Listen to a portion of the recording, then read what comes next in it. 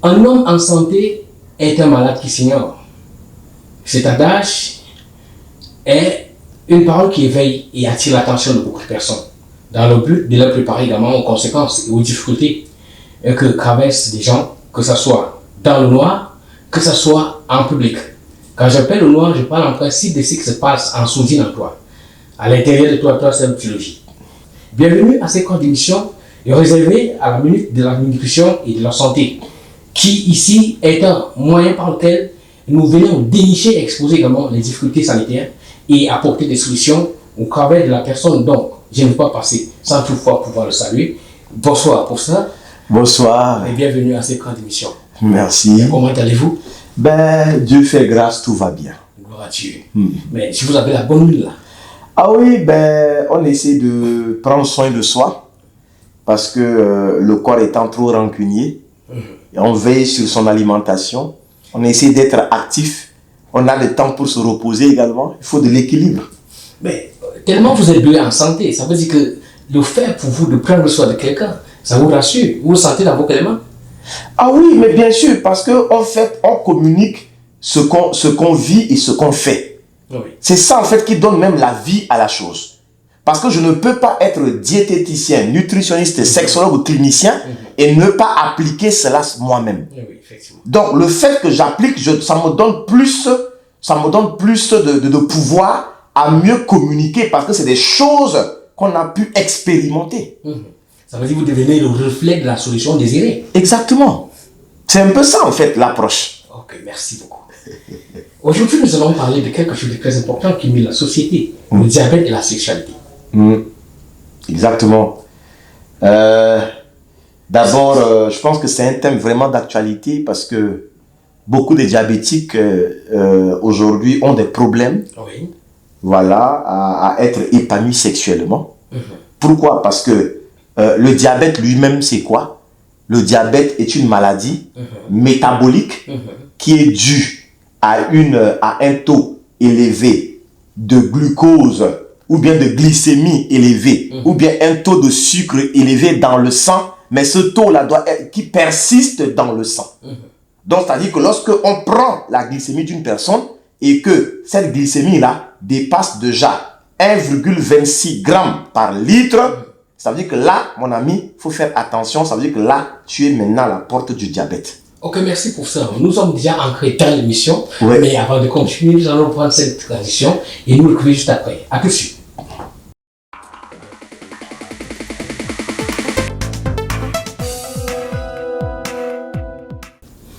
Si vous nous prenez en cours, vous faites bien, vous regardez Econas TV et vous suivez également l'émission La Minute de la Nutrition et de la Santé, également une émission qui ici apporte des solutions relatives aux problèmes sanitaires dans la société. Et tant que vous nous écoutez, vous êtes en santé.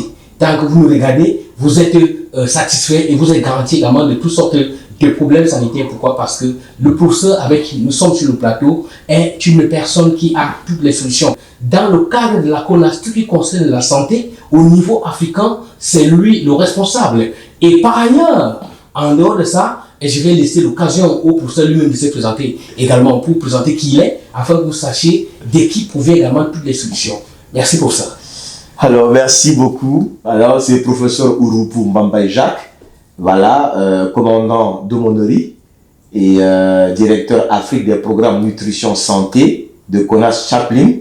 Et je suis diététicien, nutritionniste et sexologue clinicien et spécialiste en diététique des pathologies cardiovasculaires, métaboliques, digestives et gynéco-obstétriques. Également expert en diététique psycho-comportementale et en hydratation santé et spécialiste en médecine nutritionnelle et fonctionnelle appliquée au cancer. Et par ailleurs également musicothérapeute et également expert en chromatothérapie. La chromatothérapie, c'est quoi? C'est de soigner à travers les couleurs. Mais pour ça, vous emmagasinez toutes les solutions de la santé. Ah oui, mais parce qu'en fait, l'approche, ça doit être une approche holistique. Si on veut véritablement aider l'être humain à demeurer en bonne santé, il faut continuer à comprendre un peu comment fonctionnent les maladies, comment au niveau psychologique ça fonctionne, comment l'environnement de l'être humain avec comment l'être humain est en interaction avec son environnement. Donc, c'est toutes ces dimensions-là qu'il faudrait apprendre. Et quand tu apprends, tu arrives à mieux comprendre, à cerner un peu comment fonctionne l'être humain et à l'aider à demeurer en bonne santé. Merci pour ça. Vous faites bien de regarder Konas TV et de suivre cette émission. Je vous conseille déjà de vous abonner sur la page Konas Télévision sur YouTube également. Likez, abonnez-vous de telle sorte que chaque publication qui se passe là, automatiquement vous recevez la notification à partir de votre téléphone ou à partir de votre ordinateur, quel que soit l'endroit et le lieu où vous trouvez. Et d'ailleurs, Konas TV également aussi, vous avez la page YouTube, Facebook également, dans laquelle vous devez également aussi aller suivre toutes nos émissions et n'oubliez pas de vous abonner et d'aimer la page parce que c'est très important pour que nous puissions continuer à voyer également davantage et à nous faire connaître davantage sur le monde, sur le plan mondial. Et autre chose également, Konas TV émet également aussi sur satellite, que ce soit sur Amos 17, que ce soit sur le satellite ETL716 ou autant pour moi. Et également aussi, Konas TV est disponible sur application.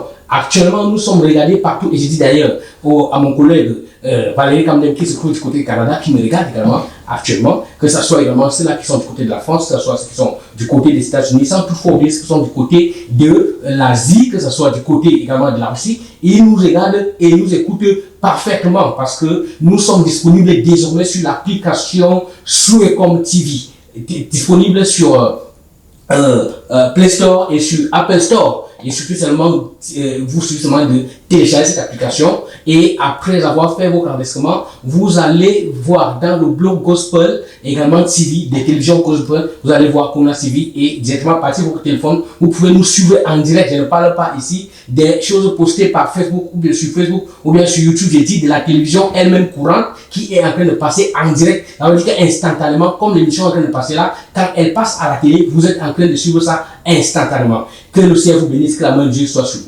Nous sommes en direct également de l'émission La Minute de la Nutrition et de la Santé. Et aujourd'hui, nous parlons du thème le diabète et la sexualité. Professeur, vous avez déjà commencé à expliquer le diabète. Et nous avons tous compris. Et maintenant, son second, qui le suit là, la sexualité.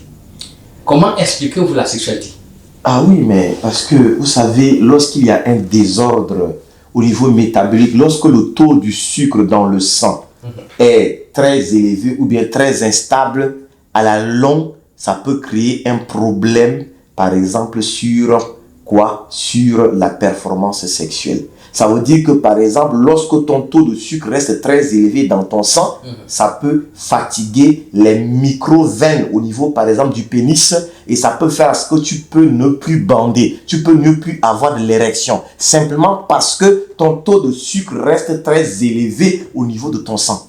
Donc, en fait, le sucre à la base est important pour l'érection, mais il devient encore pénible, il devient nuisible pour l'érection lorsqu'il est beaucoup plus dominant, c'est ça? Mais bien sûr, parce que lorsque ton taux de sucre lorsque le taux de sucre reste très très élevé, il va avoir ce qu'on appelle une glycation. Ça veut dire qu'à la longue, c'est comme si ça va commencer, ton sang va commencer à se caraméliser. Ça va faire à ce que, ça va commencer, c'est comme si vous voulez, en des termes simples, c'est comme si les veines vont commencer à se collaber, vont commencer à se coller. Après, c'est comme si les veines ne vont plus commencer à marcher. Les nerfs ne vont plus commencer à marcher. Je voudrais expliquer de manière tout simple pour que tout le monde comprenne. Donc, ça fait ce que beaucoup de personnes qui ont ce qu'on appelle un diabète instable, souvent ces personnes à la longue ont des problèmes. Et surtout les hommes, ils vont avoir ce qu'on appelle des dysfonctions érectiles.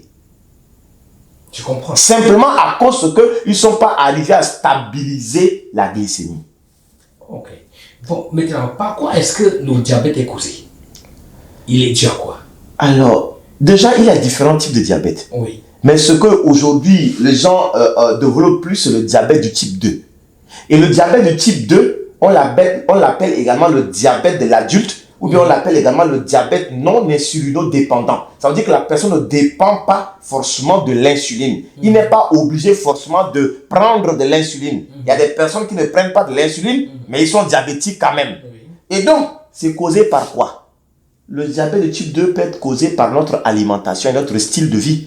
Le fait d'avoir assez d'aliments tellement trop riches, trop gras, et on dépense peu. à cause de la sédentarité.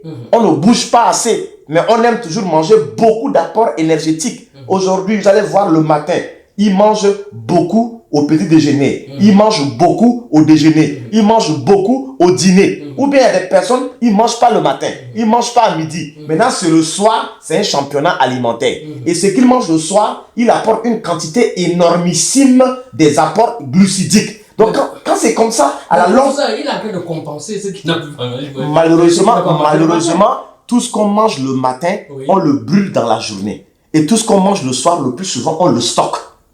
Malheureusement, c'est en fait cela. Et à partir de 20 h, il y a une hormone qu'on appelle la mélatonine, l'hormone du sommeil. Dès lors que cette hormone du sommeil est sécrétée, le mouvement du périphtaltisme, le mouvement de l'intestin est presque au ralenti. C'est comme si c'est l'heure du repos du tube digestif. Et c'est pourquoi on dit qu'il faut manger léger le soir. C'est à cause de ça.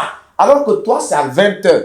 Tu es seul. Tu manges parfois quoi? Tu vas aller prendre à loco pour 1000 francs ou 2000. Et tu prends par exemple attiéké, 3 boules d'attiéké, toi seul. Ou bien tu manges 2 pains de foutou avec je ne sais pas quoi. Et puis bon, à la longue, tu apportes beaucoup d'apports énergétiques.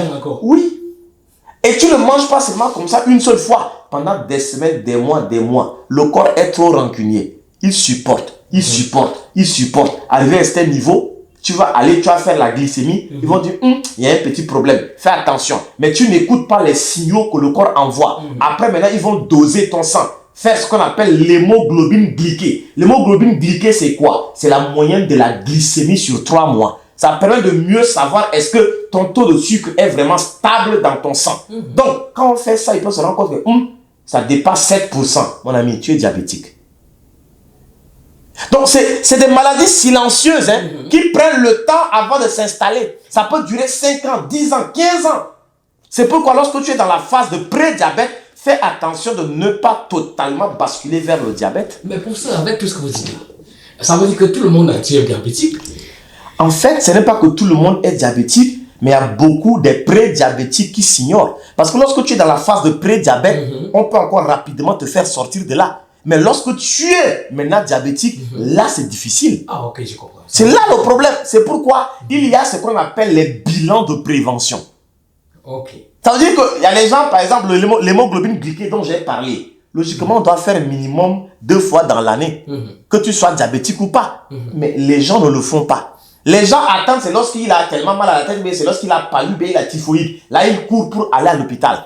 Mais lui-même faire un bilan de prévention pour savoir est-ce qu'il va bien ou pas, il ne le fait jamais. Bon, pour ça, est-ce que la CONAS a une idée de mettre des centres en principe de bilan de santé? Mais bien sûr, parce qu'en fait, notre objectif, on ne peut pas parler d'aller dans le monde humanitaire et ne pas avoir des projets, des centres de santé de proximité, des centres de santé communautaires, avoir même ce qu'on appelle quoi? Ce qu'on appelle ici les cliniques mobiles de prévention. Parce que là, ce sont des cliniques mobiles de prévention que nous allons aller dans des communautés, nous allons aller dans des villages pour sensibiliser, mais pour faire également des dépistages de grande masse. Pour amener à ce que, si tu ne sais pas que tu es hypertendu, tu ne sais pas que tu es diabétique, il faudrait dire que tu connaisses un peu ton statut. Ça te permet de mieux prévenir.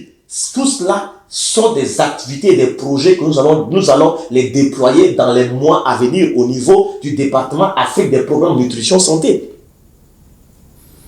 Ça, c'est une belle chose également pour l'avenir également du monde, l'avenir de l'Afrique, l'avenir des communautés africaines également partout, tout en quoi en fait, dans tout. Parce que je me rappelle à l'époque, lorsque j'étais encore jeune, des organismes venaient également dans nos villages pour venir faire ces sensibilisations. Exactement. Et ça veut dire que c'est le même cycle que la CONAS va venir, mais sauf que pour la CONAS, ça sera encore plus poussé. Exactement. Ça sera encore plus précis. Exactement. Parce qu'à l'époque, ceux-là, ils venaient, ils prenaient et puis disparaissaient. Mais sauf que la CONAS, lui, va plutôt engager un suivi. Oui, il va avoir un suivi parce qu'il va avoir des séries, même des formations, des aumôniers spécialistes en nutrition, des aumôniers spécialistes en sexologie, des aumôniers spécialistes en prévention des différentes pathologies tropicales. Donc tout cela va permettre à ce que nous allons avoir plusieurs spécialistes dans des villages, dans des communautés, afin d'aider nos communautés à demeurer en bonne santé. Ça veut dire que la garantie de dépistage en principe est assurée. Et le suivi également aussi s'ensuit automatiquement. Bien sûr. Ok, merci beaucoup pour la CONAS. Et nous pouvons donner le signal pour le commandant le général Carlos Aruba, par qui Dieu est passé pour pouvoir initier cette grande vision, y compris son serviteur également, qui est son représentant au niveau de l'Afrique, le docteur Kamel Djoundo, le général également 5 étoiles, qui est en charge également de la communauté africaine. Nous bénissons le Seigneur également dans la vie de tous les commandants également Afrique, particulièrement aussi le commandant Bertin, également, qui est avec nous actuellement ici au Tchad. Exactement. Nous disons bonsoir. Exactement. Que Dieu le bénisse pour sa sagesse. Exactement. Et c'est un homme très patient. Oui. C'est un homme qui a une grande vision, qui a un grand cœur. Que le Seigneur l'élève et le bénisse davantage. Amen. Donc, pour ça, on a évoqué également que le nombre de types, les différents types de diabète. Combien existent-ils? Alors, vous savez, il y a ce qu'on appelle le diabète de type 1. Oui. C'est ce diabète-là qui est insulinodépendant. La personne dépend de l'insuline toute sa vie. Oui. Ça veut dire que là, c'est un diabète, même si on l'appelle même le diabète juvénile. C'est ce diabète-là où même un enfant peut déjà avoir ce diabète. C'est simplement dû à des dysfonctions au niveau du pancréas, dû à une malformation congénitale et tout le reste. Donc, ça fait à ce que cet enfant, lui, tous les jours, il est obligé de s'injecter de l'insuline. Ça, c'est le diabète de type 1. On a le diabète de type 2 dont j'ai tout à l'heure parlé. Il y a également ce qu'on appelle le diabète gestationnel. C'est ce diabète-là où, lorsque la femme est enceinte, parfois, vous allez voir que on peut constater que sa glycémie fluctue et puis ça augmente. Et après l'accouchement, ça diminue et parfois ça disparaît. Donc ça, on appelle ça le diabète gestationnel. Voilà. Il y a également le diabète dit africain où c'est beaucoup plus dans le milieu africain également qu'on retrouve. Donc voici les grands types. Il peut y avoir d'autres sous-types également, mais voici les grands types de diabète les plus récurrents qu'on peut avoir aujourd'hui dans le monde. Bon, pour ça, tout à l'heure, vous avez parlé d'insuline, c'est-à-dire quelqu'un qui s'injecte de temps en temps. Ça veut dire que les solutions sont juste cliniques, mais est-ce que le panier de la grand-mère, le secret de la grand-mère ne peut pas aussi avoir une solution? Par rapport à vos recherches, n'avez-vous pas détecté alors, aujourd'hui, il y a effectivement dans le domaine, par exemple, de la phytothérapie, il y a assez d'évolution, par exemple, au niveau, lorsque nous prenons l'Asie, surtout la médecine chinoise, ils sont tellement aussi avancés à ce niveau. Il y a des recherches où il y a effectivement des plantes ayant des principes actifs qui jouent pratiquement le même rôle que l'insuline. Mais scientifiquement, ces choses ne sont pas encore totalement vérifiées. C'est pourquoi on dit que lorsque tu as le diabète, il faudrait aller voir l'endocrinologue, soi-disant, souvent on appelle le diabétologue. Donc tu vas aller voir le diabétologue. Maintenant, le diabétologue, il va falloir également que tu voies également un diététicien. Parfois, on voit même un psychologue. La prise en charge se fait de manière pluridisciplinaire. Sinon, il y a également effectivement assez des remèdes dans le domaine de la phytothérapie qui contribuent fortement aussi à stabiliser cela. Mais tout cela dépend de comment est-ce qu'on a décelé très tôt le problème ou pas. Voilà. Et diabète et sexualité. Vous avez bien expliqué tout à l'heure. Bon, quelles sont les mesures de prévention pour que cela ne puisse pas arriver? Alors, les mesures de prévention, c'est que dès lors qu'on constate que tu es diabétique, il va falloir tout faire pour stabiliser ta glycémie. Il va falloir tout faire pour avoir un taux d'hémoglobine glyquée le plus faible possible. Il va falloir que tu puisses veiller sur ton alimentation. Il faudrait être actif, ne pas être trop sédentaire, être en paix, éviter les stress. Tout ce style de vie va permettre à ce que tu vas stabiliser véritablement ta glycémie. Lorsque tu stabilises ta glycémie, il n'y a pas de problème, tu ne vas pas avoir des complications. Parce que avoir des complications, des dysfonctions érectiles, ou bien avoir des problèmes au niveau rénal, ou bien avoir ce qu'on appelle une rétinopathie diabétique. Ça veut dire que tu commences à avoir ta vision, commence à devenir floue. Et tout cela, ce sont des conséquences. Ou bien avoir un problème cardiaque. Tout ça, ce sont les conséquences maintenant, les complications maintenant du diabète. Donc, pour éviter de basculer vers la complication, très tôt, on décèle, mieux on le gère, mieux on le stabilise. Ça va éviter que vous puissiez avoir tout ce problème que je viens d'expliquer. Oui, pour ça, maintenant, ça c'est pour le cas de celui-là qui en souffre, n'est-ce pas? Oui. Et maintenant, qu'en est-il donc maintenant de celui-là qui, ici, ne sait pas s'il est malade, ou bien qui n'est même pas malade, qui n'est pas malade, et quels sont les moyens par lesquels il peut éviter? Alors, mais pour éviter d'être diabétique, comme je l'ai dit tantôt, il va falloir d'abord la première des choses, il faudrait qu'on revoie ton alimentation. Tout à l'heure, j'ai expliqué. Nous mangeons tellement des aliments énergétiques, mais nous ne dépensons très peu. Aujourd'hui, vous allez voir que à tous les niveaux, c'est des apports énergétiques. on a un petit déjeuner très riche en apport énergétique. À midi, très riche en apport énergétique. Le soir, très riche en apport énergétique. On prend beaucoup de boissons sucrées. On prend beaucoup de boissons alcoolisées. On prend beaucoup de gras. Le tout couronné, on ne dort pas assez. On ne fait pas assez d'exercice physique. On ne boit pas assez d'eau. Notre corps ne fonctionne pas bien normalement. Et quand c'est comme ça, ça peut ouvrir des portes à développer toutes ces pathologies-là, y compris le diabète. Ça veut dire que la pratique du sport garantit aussi... Oui, mais bien sûr, parce que le fait que tu puisses manger beaucoup d'apports énergétiques et que tu fais beaucoup d'exercices physiques, ça permet de brûler les calories et ça permet de perdre un peu l'excès énergétique que tu as déposé en gras dans le corps. Donc, l'exercice physique, Dieu nous a créé bipèdes avec des pieds, 2 pieds pour marcher. Malgré aujourd'hui, tout le monde est patron. Et nous souffrons des maladies des patrons. Parce que personne ne veut bouger. À la maison, vous allez voir qu'à peine, il a déjà 2 enfants, il pense qu'il est déjà le plus vieux. La vieillesse, c'est d'abord une question de mentalité. Vous savez, parce que lorsqu'on prend par exemple l'île d'Okinawa, au Japon, l'île des centenaires, le plus jeune a 90 ans. Et c'est lui qui prépare pour les autres qui ont plus de 100 ans, 110 ans. Pourquoi? Le secret, c'est dans l'alimentation. De la fourche à la fourchette. Le matin, eux-mêmes, ils vont dans le potager. Ils prennent ce qu'il faut, ils viennent préparer. Tout est frais. Et puis ils mangent, ils marchent. En fait, ils ont un environnement qui leur permet de demeurer en bonne santé. La santé est la chose la plus importante sur la terre. Aucune personne, aucun être humain ne peut être employé ni exercer une activité s'il n'est pas en bonne santé. Peu importe la quantité de richesses que vous avez. Bien sûr. Et si vous n'êtes pas en santé, ceci ne vous garantit pas une vie. La première richesse, c'est d'abord la santé. C'est d'abord la santé. Ça veut dire qu'aucun projet ne peut être réalisé si vous n'êtes pas en santé. Exactement. Vous ne pouvez avoir un mariage, vous ne pouvez avoir d'enfants si vous n'êtes pas en santé. Non. Malheureusement, ce qui se passe, c'est que les gens courent pour avoir l'argent et puis ils perdent leur santé. C'est pourquoi j'ai l'habitude de dire que le travail doit contribuer à notre bien-être, mais pas à voler notre santé. Le travail doit contribuer à notre bien-être, mais pas à voler notre santé. Beaucoup de personnes aujourd'hui, ils courent pour avoir de l'argent.